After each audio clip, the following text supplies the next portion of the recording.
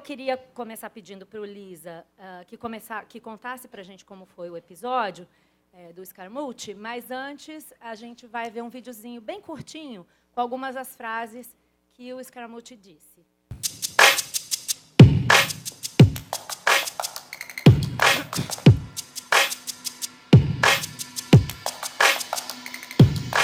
Who leaked that to you? Oh man, I can't tell you that. What's that? I can't tell you that. But Okay, so what I'm gonna do is I will eliminate everybody in the comms team and we'll start over.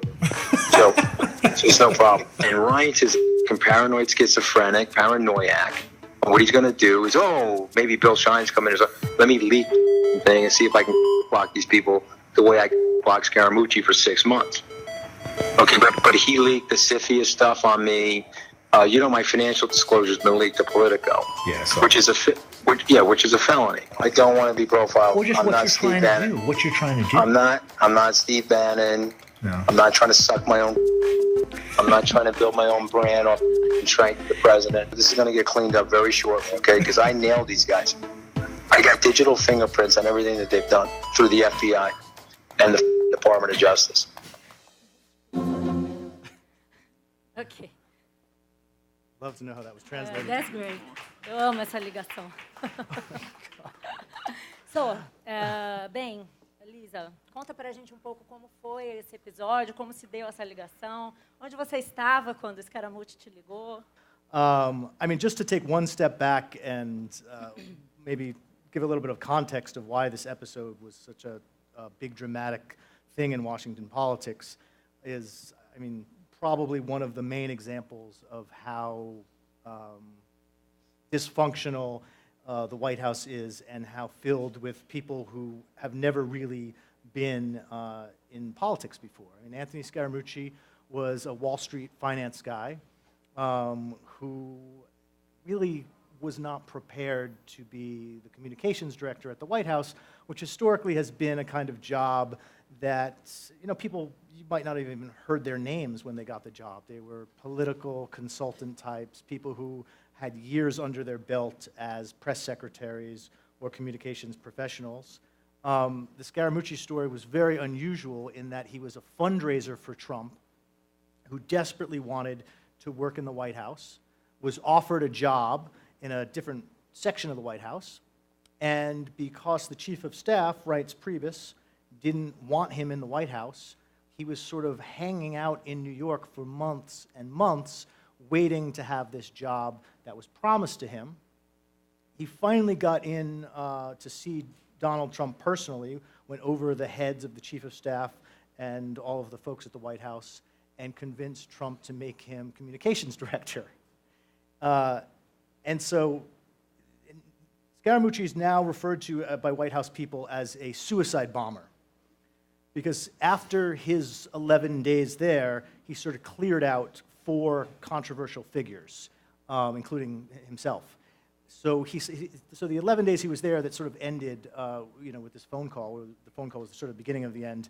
It sort of was the marker of the end of the early Trump White House and the beginning of this new White House that's led by General John Kelly.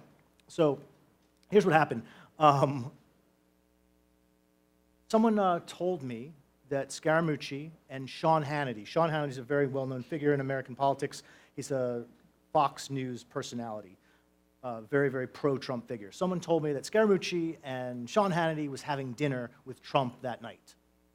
I didn't think this was exactly, Watergate. I didn't think this was a big scoop. And so I called my editor and said, hey, Hannity's having dinner with Trump. Do you think that's worth doing a story on? And it was frankly pretty late at night, and neither of us really, I didn't want to write the story, he didn't want to edit the story, and it wasn't a big scoop. So I was like, all right, I'm just going to tweet this. And if we want to do more, we'll do it tomorrow. And so I tweeted, Sean Hannity, Scaramucci, and this other Fox News executive having dinner with Trump tonight. And it caused a little bit of a stir in the very small community of Washington, media and political people who found that interesting. When Scaramucci got out of the dinner, he had some emails and texts from media reporters asking him about the dinner. And for whatever reason, he freaked out.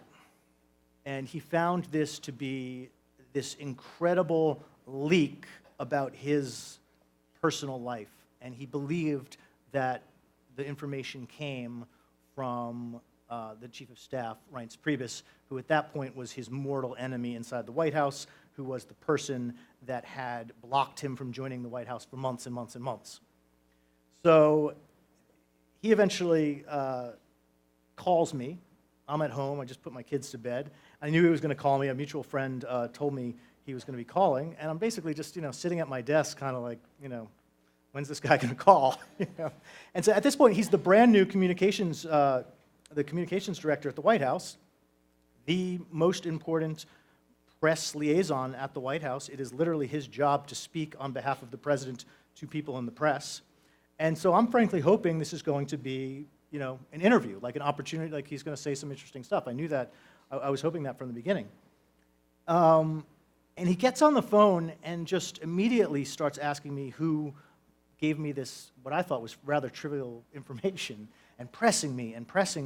And in the course of the conversation, sort of convinced himself that it was Reince Priebus. And a lot of people have asked me, was he on drugs? Was he drinking? Yeah. And I have no way of knowing one way or the other, but I will say this. When I was on the phone with him, what I was thinking in real time was, and maybe you could get a glimpse of it from the audio, I'm not sure, but whether I was right or wrong, what I was thinking was he's in front of someone else, that he's showing off for someone else, that he's being sort of cruder and more bombastic and talking about firing people because he wants to show someone he's with how in control he is and what a big job he has. Because I talked to him on other occasions where he was not like this at all. So I just felt like he was showing off for someone he was with. That's what it's. I've never talked to him about that. I don't know if that was the case, but that's to me what the difference was than in previous conversations.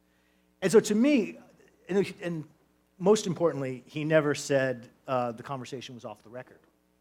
And I recorded it from the get-go. The most important newsworthy thing in the call to me was that he said that he had brought in the FBI to investigate the Chief of Staff at the White House. Now that's like an earth-shattering Watergate-level drama if one staffer is literally bringing in FBI agents to the White House to investigate another staffer. I'm not sure he ever really did that or not, but that's what he claimed. And he ended the call with this bizarre comment that he needed to get off the phone because he needed to go tweet some shit about Reince Priebus. And so, which is exactly what he did. He got off the phone and he sent out a tweet that alluded to the fact that the FBI was involved with investigating Reince Priebus. So here's where it gets even more complicated and hard to follow. That tweet became a sensational thing in Washington. All of a sudden, CNN was going live with that tweet. Twitter just exploded with people saying, oh my God, Anthony Scaramucci is calling the FBI on Reince Priebus. What the hell is going on? And so I'm watching this unfold on Twitter. CNN didn't even have time to bring me to the bureau. They just called me and asked me to come on. And at that point, I didn't say anything about the interview I'd just done because I wanted to save it for the New Yorker. And then there was so much confusion about whether he really meant what he seemed to tweet, that I decided to clarify it, and I tweeted, I said something like, I can confirm that Anthony Scaramucci does indeed mean that he has called the FBI on Reince Priebus, because he had just told me that 5 minutes ago. That caused another explosion of, oh my God, what's going on, and how does Ryan know this? And I was being very coy about how I knew it. And then he deleted his tweet and denied that he had indeed done anything with the FBI and Reince Priebus. So then I was left in this bizarre, I was like holding the bag, I was left in this bizarre position of confirming what he said that he's now denied and deleted. Then I was like, all right, I gotta sit down and just write all of this up for a story for the New Yorker the next day. And then, so just basically told the story that I just told with all of the reporting from the phone call. And the one thing I did want to do, though, before we posted it the following day at the New Yorker's website, is that I just wanted to talk to him one more time to make sure that we had the same understanding about the ground rules of the conversation. I wanted to make sure that I hadn't missed at some point in the conversation. There's probably like 5 or 10 seconds before I turned my recorder on. I just wanted to make sure I didn't miss some, everything I'm about to say is off the record. And I called him, I said, Anthony, that was a very newsworthy conversation we had last night. you're the communications director for the White House. I'm going to write that up as a story. And I just want to make sure that I didn't miss anything. And he said, look, you have every right, obviously, to use that conversation. I never said it was off the record, but I don't want you to. And I said, well, why? And he said, well, I've changed my mind about a lot of these things, and it makes me look really bad. And I was like, I'm really sorry about that, but what do you want me to go tell my editor right now? We can't make Anthony Scaramucci look bad, so we can't report on this explosive news that we have. And so he said, well, I just want you to know I'll never talk to you again if you write this story. I said, I hope that's not the case. I'm sure over time we'll talk again. He said, no, I'm telling you, I'm never going to talk to you again. He said something very funny. He said that he was going to delete me from his contacts in his phone, which I thought was like what a 10-year-old girl would tell someone they broke up with.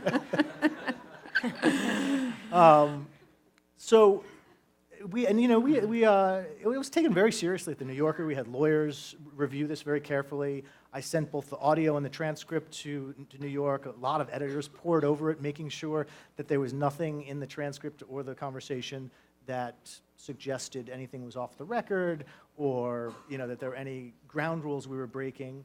I'll never forget talking to my editor saying, I was like, look, I just talked to Anthony. He's never going to talk to us again. Mm-hmm. And obviously, the idea of suppressing this story, this news, because Anthony Scaramucci, the White House communications director, wasn't going to talk to us was absurd. I mean, journalistically, ethically, that would be a crime not to have reported it so we could maintain a relationship. But we did know that we were just ruining our relationship with the guy who's in charge of White House communications, and it was going to be a lot harder to cover the White House. So I was going from a fairly good relationship with this person who was frankly promising, access to all these stories that I wanted to write, to knowing that, it wasn't going to happen. On the other hand, it was very clear that he was terrible at his job and that he was not going to last long in the White House. Tudo bem. Yeah, so he lasted 11 days, and now at the White House, 11 days is a unit of time known as a Scaramucci. So if someone leaves, oh, he did okay, he lasted 6 Scaramuccis.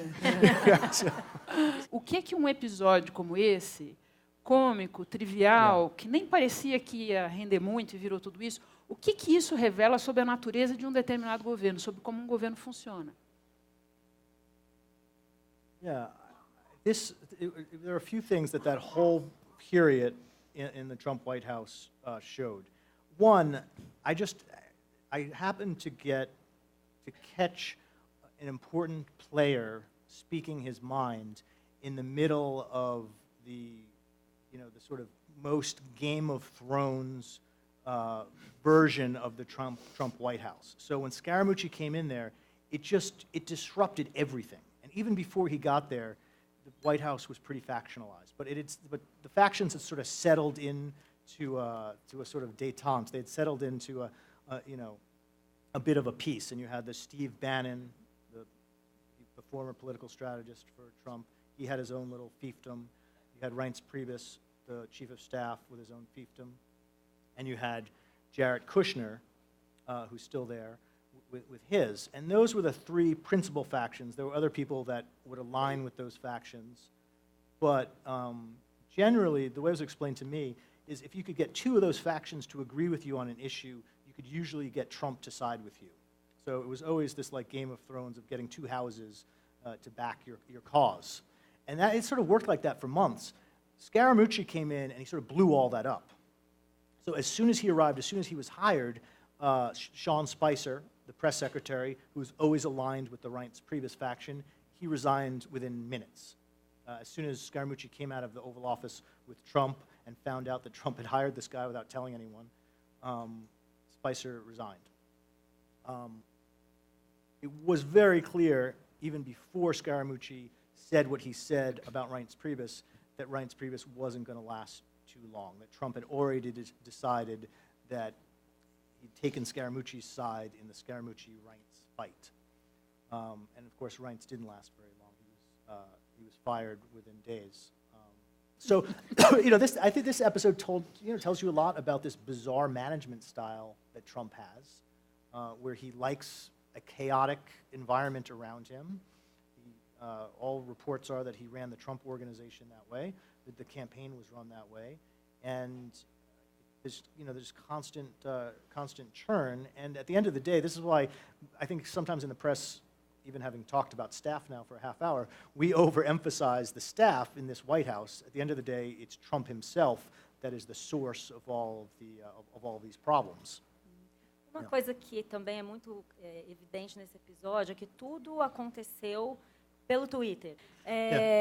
Em uma era em que o presidente se comunica diretamente com os eleitores e com a sociedade pelo Twitter, e mais ou menos que controla o fluxo de notícias dessa forma. Então, eu queria que você comentasse um pouco que diferença fez para o jornalismo americano o fato de se ter um presidente que se comunica pelo Twitter. Como é que você pratica a sua cobertura nesse ambiente? As journalists, we only have experience with politicians using Twitter as the equivalent of a press release. The way that Obama and Hillary Clinton and Mitt Romney and other candidates have used social media. They've used it the way that they send emails, just canned statements. Trump speaks his mind on Twitter. And so there are a couple of challenges. One challenge that we wrestle with all the time as political journalists in Washington is how much coverage does a crazy Trump tweet deserve? Is he tweeting to distract us from some other scandal? And should we not take the bait, right? There's been lots of ink spilled on this subject. Some people say he's always tweeting he's picking some fight, usually it's some culture war fight, whether it's with the cast of Hamilton or with NFL players or a Hollywood celebrity. He picks these fights because he knows it gets all of his enemies angry, and his base, his most devoted supporters, they love it. And so some people argue you shouldn't really cover those fights as much because he's just doing it to distract from some front page story, usually about the Russia investigation. And then another school of thought is, well, it doesn't matter. He's the president. If he says something, it's inherently newsworthy. The first 3 words of news, as they like to say at CNN, are new. And if the president is saying it and it's new, you jump on that and you cover it. And that debate has not been resolved. It won't be. I don't think. A sua posição? My position is you have to use judgment. You have to. He says so many controversial things that are not backed up with any effort after they're said. That at some point, it's like it's hard to take him seriously. I used to get worked up and tweet and write about all of his tweets about the First Amendment. He wants to change the First Amendment. He wants to open up libel laws. Now, every journalist, when they hear a president making those kinds of statements, especially early on when you have no experience with a senior American official saying things like that, it was harrowing. He says he wants to change libel laws. But then over time, you realize there's absolutely no effort whatsoever put into that. There's no backing in Congress for it. And it's just his way of getting people angry. It's, the phrase in the English word is trolling. And, there's this phrase on the internet, don't feed the trolls. O maior troll dos Estados Unidos é o próprio Trump. Yeah, so, trollzão. Yeah, so I think if we were sitting here in February or March, I would be talking about the threat to the First Amendment that Donald Trump represents based on his public statements. It's hard to make the case for that given that he has no, he just moves from one issue to the other without any discipline. Como é que se reage a um presidente, a um líder político que, em boa medida, controla o ciclo de notícias dessa maneira? Porque como é que você decide? Os próprios comentaristas não sabem o que fazer com ele, né? Ele falou na Assembleia Geral da ONU que ia destruir totalmente a Coreia do Norte, e eu me lembro de um comentarista muito nervoso. Então, quer dizer que nós vamos ter a Terceira Guerra Mundial. O cara estava realmente preocupado. Então, acho que talvez... Você acha que os jornalistas também não sabem o que fazer com ele? Como é que é isso? Yeah.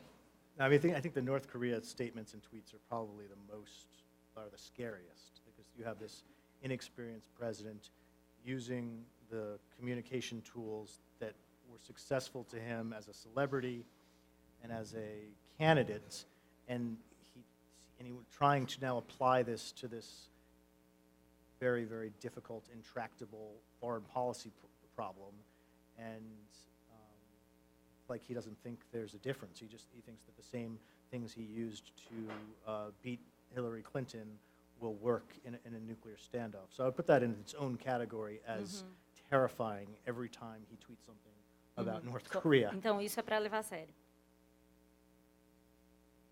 Yeah, I think so, absolutely. I mean, and if you've read any of the reporting from North Korea, there's a great piece by Evan Osnos in the New Yorker recently, just about how difficult it is for the North Koreans to understand Trump, to decipher his motives. I mean, we as journalists have a hard time doing it. Imagine what it's like in North Korea. So, yeah, I would put that in its own category of you have to take very, very seriously, and it's very scary that some kind of miscommunication could lead to something like a war. I've had a conversation with a lot of political journalists who have covered Trump since June of 2015 when he first entered the race. And people who have covered politics in the White House for years and years all have the same reaction to Trump. Nobody that we've ever covered has completely dominated our psyche and our every waking moment the way that Trump does, right? I don't remember thinking about Barack Obama every single moment of every single day. I really don't. He was not in your face the way that Trump is. Now, people that are a little bit more freaked out about Trump, sometimes will compare this to like a totalitarian leader that is just, constantly around you. But I can't remember the last time I wasn't thinking, writing, tweeting, or talking about Donald Trump since, the summer of 2015. And there's a lot of talk in journalism circles in Washington about self-care, going on vacation, getting away, what kind of a therapist are you seeing, what spa do you go to? Like, for the people that cover him all the time, it takes a toll. He's not like any other president in that way. He's all-consuming. I mean, my magazine, The New Yorker, has experienced a boom in subscriptions since Trump became president. We get a lot of emails, a lot of reaction from readers in just sort of almost desperate, especially after the election, to do our jobs and to make sure that, that we're on this and that we don't take our positions and platforms for granted. And, I hear from a lot of readers about what an important moment it is for political journalism. So is it good for journalism? I guess it's, when subscriptions are going up, it's good. I think it's a good sign for American democracy that the countervailing forces that the founders built into the system to rise to a challenge like Trump are, I think, working, right? So the press, I think, is doing a really, really good job covering this administration, acting as a check. Você mesmo escreveu recentemente que o próprio Trump acha que os especialistas e os políticos profissionais são idiotas e que ele sabe como resolver as coisas. Yeah. Isso pode ser estendido à imprensa na seguinte ideia: olha, vocês não enxergaram para onde estava indo essa campanha eleitoral e onde ia dar esse tsunami. Daí, pegando a pergunta que é o tema aqui do festival, eu queria te perguntar o que é que você aprendeu cobrindo a campanha do Trump, a campanha eleitoral do ano passado como um todo. Yeah. Before Trump, the parties were able to block a candidate like Trump from taking over their institution, right? Not to get too in the weeds, but the way that the Democrats and Republicans used to work before the 60s was that the party leadership essentially decided who the nominee was going to be. The process became almost completely democratized in the 70s when primaries became binding, and the way to win your party's nomination was through small d democratic process. And the old so-called smoke-filled back rooms, ceased to really operate. And a lot of people over the years have worried that because of that democratization of the parties, that some outsider was just going to come in and steal the party from underneath it. And through the 80s and 90s, the parties seemed to adapt to that new system and figured out other ways to keep non-party actors, away from the nomination. And it's one of the reasons that people like me didn't believe that Trump could actually win the Republican nomination, because we'd seen candidate after candidate over the years who was self-financed and came from a non-traditional background, but eventually he couldn't withstand the scrutiny of the system, and he didn't have the backing of any elected officials, and voters decided that he was not really one of them. And 2012, we saw about 5 candidates, rise and fall in the polls, sort of, clownish candidates who took off, captured the imagination of the electorates, and then just sort of failed. And in the end, Mitt Romney on the Republican side, won that nomination. That's the experience that so many of us who cover politics believed would happen with Trump, that the parties had figured out a way to block an outsider like Trump from stealing the party. One fact about this, in previous primaries, the #1 indicator of who would win the nomination was the number of elected officials who endorsed that person. So that suggested that there was still a very elite, establishment-driven process. Because if you could get congressmen and senators and governors to endorse your candidacy, that was the best sign that you would win. Trump did not have a single endorsement from a single elected official at the start of the primaries. So if you had been using the traditional metrics, looking at the history of primaries, you were very smart if you said, aha, he can't win. Because the parties now have a system. They've adapted to this small de-democratization of the system, and the elected officials get together and they control this process. And Trump doesn't have any of those elected officials. He can't win. That's what a lot of us thought. He obviously showed that entire structure was much, much more vulnerable than it had ever been, and that the reforms that were made in the 70s were just waiting for someone like Trump who could capture the media's attention, who could self-finance, who could take advantage of all the modern communication tools to basically execute a hostile takeover of a party and win without any of the party leadership endorsing him. There's no doubt one lesson is, take candidates like Trump seriously. The people who were dismissive of Trump really did ignore one basic piece of data, and that is he was ahead in the polls from early on. And a lot of people, myself included, dismissed that because we'd seen other people who were high in the polls, and that was a huge blind spot. I mean, he really was. He captured the attention of 20, then 30% of the Republican electorate, and it never shook loose. And so if you see a candidate like that early on, despite whatever kind of bizarre background they have or non-traditional background, but polling at that level and consistently polling, yeah, of course you have to take that candidate seriously. Aspecto desse caso que eu acho que também é interessante a gente discutir é o papel dos grandes gigantes da tecnologia, Google e Facebook, que tiveram sua participação em esconder a participação da Rússia em toda a campanha que foi feita em redes sociais para favorecer o Trump. Então, eu queria que você comentasse, você acha que essas empresas estão abusando do seu poder ou que o jornalismo está falhando na cobertura de como elas agem?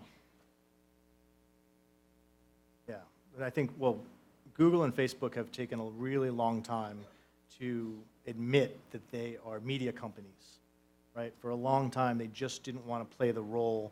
They didn't want to have any editorial input onto what people were sharing, what's trending on their platforms, and gradually they're being forced to do that. This raises the question of what the whole investigation is about, and it's this sort of the ultimate question of the investigation, whether there was active collusion between people in the Trump campaign and this very aggressive Russian campaign to sow chaos in the election and at some point specifically try and help Donald Trump win, right? And over the course of the year, we keep getting closer and closer to that relationship. we learned about the meeting at Trump Tower during the campaign, where a Russian lawyer came in, met with the top Trump leadership, and said, I've got some information about Hillary Clinton, and as you know, Putin wants Trump to win, and I want to meet with you and give you all this stuff. At the very least, what that meeting showed us was that the Trump campaign was open to the idea of getting assistance from the Russian government to help Trump win. That's not active collusion, but that's the first sign they were open for business. The other tantalizing potential act of collusion comes with these ads on social media. We don't really know yet how targeted these ads were. It may have just been sowing chaos, and there may have been the ads may have been very random. There's been some reporting that suggests they were more targeted. They targeted Michigan and Wisconsin, two of the must-win states that helped Trump win the election. So one of the biggest questions we have as journalists, and as I'm sure the special counsel, is did any foreign entity have help from Trump's campaign or associates with telling them these are the specific places in these states that you want to run these ads? Did they give them targeting information? And so that question, we've gotten closer to that being a real question as we've learned more about the Facebook ads and some of the states they targeted. So that would get you to collusion. So far, we have not had evidence of that. Overall, though, there's no doubt that Facebook and Google and other social media platforms need to monitor and, they weren't paying attention. If you wanted to buy an ad in rubles and target, send a political message to Wisconsin during the campaign, you just did it. You did it automatically with no one at Facebook paying any attention. TV can always do less commentary and more reporting. Commentary is very inexpensive, and I think maybe not always as educational and beneficial for the viewer. And reporting and finding out new facts and documentaries. To me, at least, that's the stuff that cable news does better. So I don't have any one single silver bullet that would make political journalism, television journalism, a whole lot better. But overall, I think at CNN and to a certain extent at MSNBC, they have risen to the unique challenge of Trump. I can't say the same for Fox News. Okay. Eu lembro que numa das entrevistas em que você falava sobre o caso do Scaramucci, você lembrava que no intervalo de 1 semana ou 10 dias, junto com esse caso, outros dois ou três de grande impacto relativos ao governo também tinham acontecido. Que em outros tempos, qualquer um daqueles casos sozinhos sustentaria o noticiário por uns 15 dias. Mas como é que faz para você tentar extrair algum sentido com eventos assim numa velocidade tão...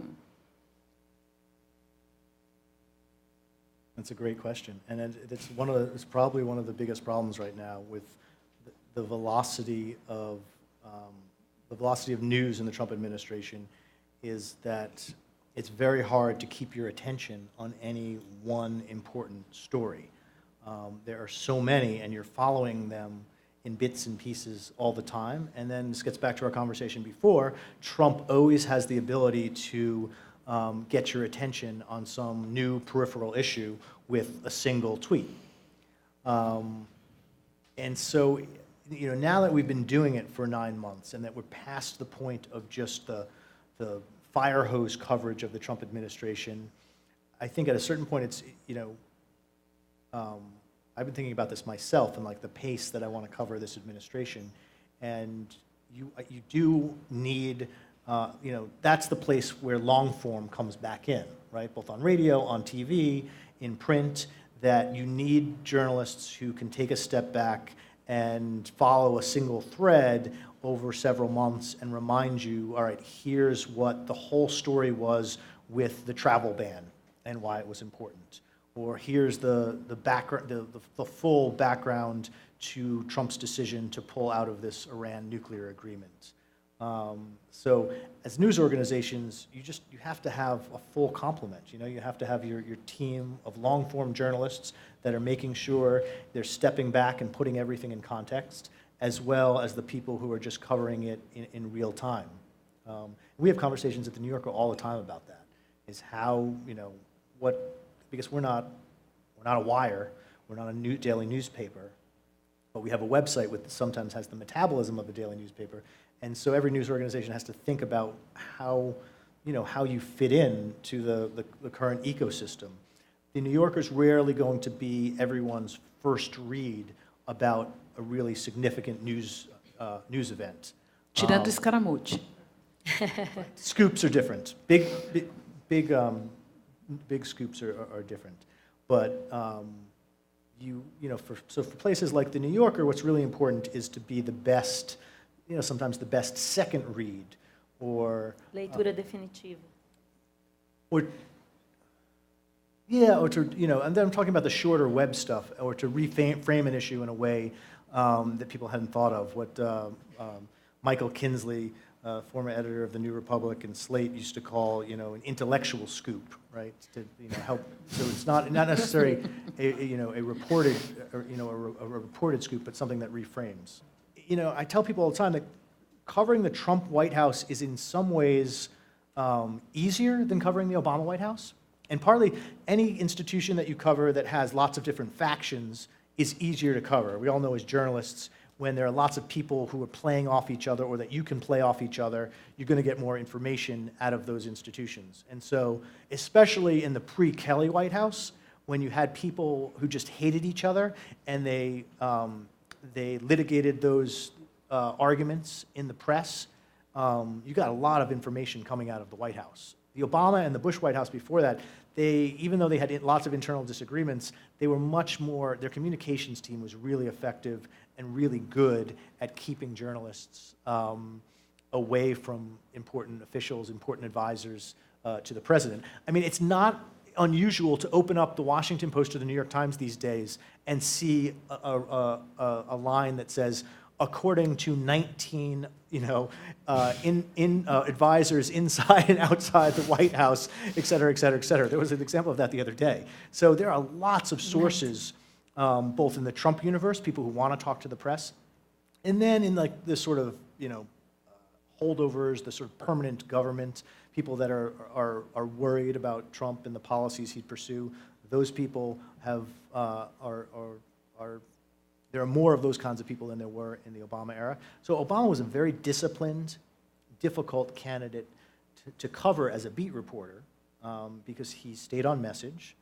And he had a traditional, annoying, difficult, core of young 20 and 30-something political consultants around him that drove you crazy when you were trying to write about him, just like, pretty much like like most politicians. Trump lies every day. He says things that are untrue every day. He says things that are incorrect every day. The White House lies routinely. People at the White House tell you things that are not true all the time. But as much as he misspeaks, lies, says things that are not true, he's actually extremely transparent psychologically, right? When he can't help but reveal things. And if you've read any of the transcripts of long interviews that he does, a great example is the one that the New York Times did a couple of months ago, he just can't help but tell you how he feels. Obama would never do that. Obama wasn't honest about how he really felt about political opponents, right? He was a disciplined traditional politician. So in that sense, Trump is this weird mix of someone who lies all the time, but is also very revealing and transparent about what's going on in his head. He has a few tells that journalists have learned over time. For instance, if he says, nobody knew X, that means he just learned it and didn't know about it. So you'll see this all the time. You see this all the time. If he says, "I'll be doing that soon," that means it will not be happening. He does that all the time. And so that's why his Twitter account is incredibly. There's no politician that reveals. I mean, he hides a lot of stuff. He didn't give us his tax returns. I mean, there's all sorts of things he's not disclosed. So in that sense, he's not as transparent as other politicians have been. But if you just look at his Twitter feed, and if you look at it over the years, it's like there's no thought he's ever had that has gone unventilated. Vendo daqui, parece que Trump está vencendo, ou pelo menos não está perdendo a guerra que ele declarou com a imprensa. Como mudar esse quadro? I don't really think he is. I mean, winning the war against the press would be him preventing and stopping the press from finding out information about this administration. He's not doing that at all. If anything, the press is more aggressive and is more excited about what they're doing than ever. You know, the one sense in that he's winning is that, I mean, why does he attack the press? You know, it's not like he invented this idea of attacking the press, right? So we have a strong First Amendment in the United States. That's not going to change.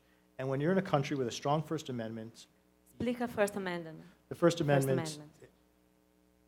Right, the First Amendment is our First Amendment to our Constitution that provides for freedom of the press.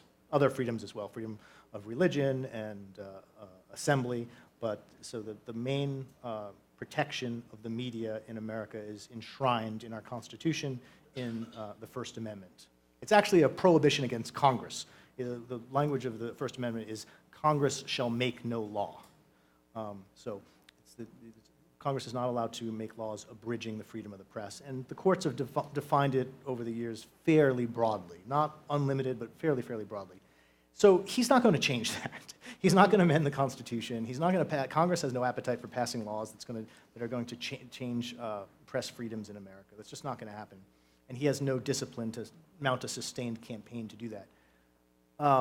So no, I don't think he's winning the war. I think the one thing he's been very successful at is if you are a dictator in a country and you don't like the press, it's a very easy solution. You just lock people up. Right? I mean, that's like a real war on the press. That's why it's not even fair to call it a war on the press. He calls us bad names, right? He calls us mean things. At some point, I do think it could have some crazy person could attack a journalist at one of his rallies. That seems like, you know, the main danger of him constantly attacking us is one of his supporters is going to do something stupid one day. But he's not locking us up the way that they do. I mean, Putin has a real war on the press. He murders journalists. So it's not fair to journalists who live in countries that have none of these protections for us to say, oh, it's so hard, he calls us mean things on Twitter, right? So I don't believe it's an actual war. And so in America, what you do, because you can't lock people up, you try and make the public not trust us, right? You attack them verbally.